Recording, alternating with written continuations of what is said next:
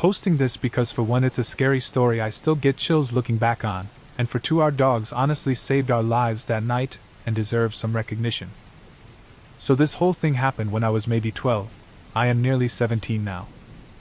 Me and my sister, who was 14 or 15 at the time, were staying home alone, while our parents were at my little brother's hockey game. We lived in a fairly safe neighborhood. Hardly anything ever happened. Everybody knew everybody, and almost everyone got along well and liked each other.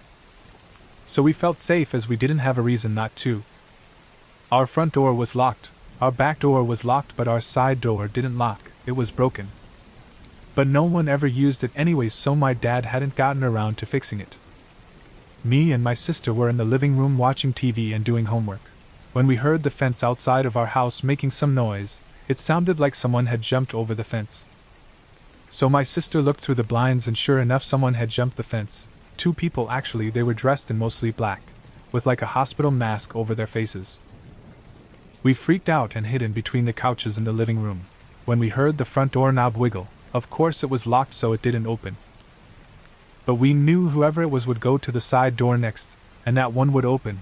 In that moment I was the most terrified I had ever been. But once the door handle started jiggling loud enough, my dogs had woken up. At the time I had a Tosa and a Rottweiler. Once one started barking, so did the other one, and eventually it just pure chaos. That's when we heard them scream, "Shit, they got dogs!" Then we heard the fence make the same noise, as if someone jumped over it again. Later that night, a local gas station near my house got robbed by two armed men, and the news reports showed the same people we had seen.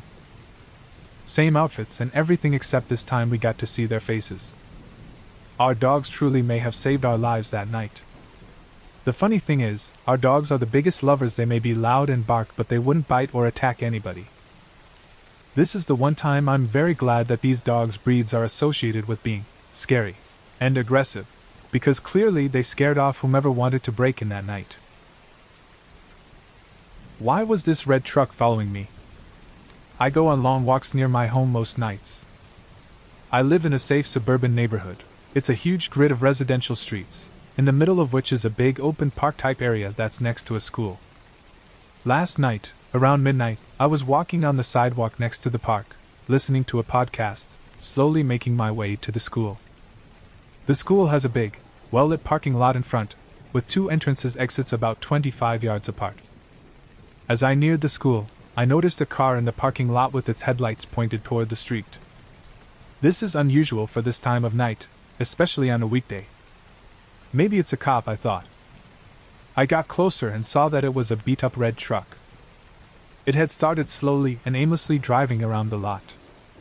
As I passed the first entrance, the truck seemed to notice me and stop. I got halfway to the second entrance when the truck rushed toward it. I assumed the driver wanted to pull out before he had to wait for me to cross. No, the truck just sat there, idling as I approached. I got to the entrance and saw that the truck was occupied by 4 men. I motioned to the driver to go ahead, but while looking straight forward, he just motioned with his hands for me to cross. At the same time, I noticed the guy in the back seat staring at me menacingly. I crossed in front of the truck, expecting the driver to blow the horn or rev the engine, basically, to mess with me. He didn't. They just sat there, watching me. I continued down the road, and as I was turning right onto another street, the truck exited the lot, turning in the opposite direction. Just a strange encounter, I thought. A few minutes passed, and I saw the same truck approaching me. Getting to me would have required circling the park and traveling down 3 additional streets. And to do it so quickly would have required serious speeding. The truck slowed as it approached, almost stopping as it got to me. The occupants stared daggers at me as they passed. It felt like they wanted to do something but lost their nerve. Now I'm a little freaked out. Darn my wife for making me watch so much crime ID, I thought to myself. I'm not a paranoid person, so I started rationalizing their behavior. I told myself they're just cruising around, enjoying some weed before going home for the night. That wouldn't have been out of the ordinary for my friends and me in high school. These guys looked too old for this, though. My gut insisted something was wrong. Out of an abundance of caution, I walked a little down the street and crouched behind a big oak tree surrounded by bushes on some random person's property. I know this is inappropriate and possibly dangerous. I hope the homeowner wasn't watching me from his Ring doorbell as I lurked on his property. For a couple of minutes, I crouched there before I saw headlights. It was just the neighbor from across the street arriving home. He entered his house, and I breathed a sigh of relief. I told myself I was being ridiculous. I actually felt pretty embarrassed. Just as I was about to stand up, I heard the rattling of an engine and saw headlights slowly moving down the street. It's the red truck. I'm sure I imagined it, but I thought I heard its brakes squeal right before my hiding spot. I wondered why this truck was apparently speeding to get to me and slowing when it arrived. It didn't seem like chance, and I'm now convinced this truck is seeking me out. I started running as soon as the brake lights disappeared. I'm a little more than half a mile from home, and I'm not taking any chances. As I turned onto the street that intersects with mine, I saw headlights and heard a familiar engine rattle. I can't say with certainty that it was the red truck, but I immediately turned around and ran to the side of another random house. Making things more ominous was the spooky music and witches' cackle coming from the Halloween decorations next door. I waited another minute, making sure the red truck didn't pass, and ran the rest of the way home. I walked in out of breath, and my wife asked me what happened. She scolded me for walking so late at night after I told her the story. The middle-aged woman is strong with her, so she immediately pulled up the Nextdoor app. Apparently, there have been several reports of car break-ins in our area attributed to men in a red truck. It's probably not connected, and I was almost certainly being dramatic. I doubt anything would have happened if I'd encountered the red truck again. Still, I'm glad I didn't. The night I almost killed a home intruder. My girlfriend and I were graduate students living together in a 6-unit apartment building with an outside stairwell. It was an older Victorian home that had been converted into apartments. The whole street was lined with similar buildings. It was off campus but conveniently located within walking distance of bars, a coffee shop, and several restaurants. The neighborhood had a laid-back, bohemian vibe.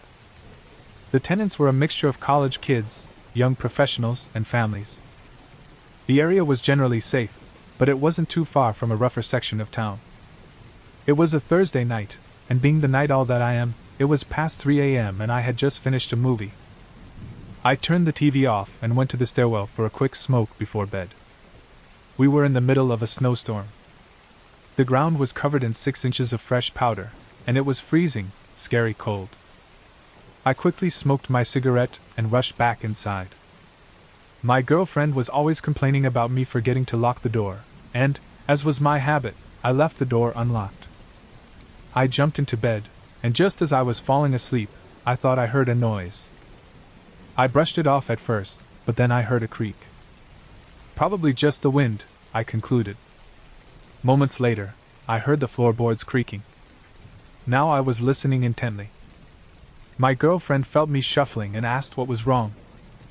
I told her I thought I heard something. Then we both heard what sounded like someone stumbling into our couch. We shot up, and I yelled, "Is someone there?" No answer. The floor creaked again. This time, in unison, we shouted, "Who's there?" Another noise. I quietly stood up and scanned the room for something that could be used as a weapon. Nothing. Growing up, my dad always kept a baseball bat under his bed, and I regretted not adopting this practice. We yelled again, but there was no response. Again, but this time, from the darkness, we were greeted by a low-pitched, incomprehensible growl. I wondered if one of my buddies was playing a prank on me. That seemed out of character for my friends, especially at this hour, on a weekday night, and during a snowstorm. What I really thought was that a crackhead had wandered in. My girlfriend yelled, "Who's out there?" More footsteps. The intruder was still in the family room, but he was getting closer to our bedroom. We heard the growl again, but this time it was followed by a gurgle and, "It's gurgle, it's Matt." We didn't know any Matts, at least not any that would enter our apartment uninvited in the middle of the night. I looked at my girlfriend. I'd never seen someone so scared. If worst came to worst, I thought to myself, I know I can outrun this dude. I hoped it didn't come to that.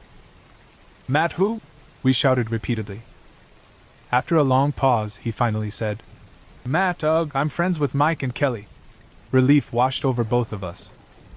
Mike and Kelly were our neighbors. I turned on the lights and walked into the family room. There he stood. A 6 feet 2 inches, slovenly looking college kid. Matt was blacked out drunk. Our neighbors had hosted a pregame party at their apartment, followed by a trip to the nearby bars. They had abandoned Matt, and despite the storm, he had found his way back to their apartment. Their door was locked, and his phone calls had gone unanswered.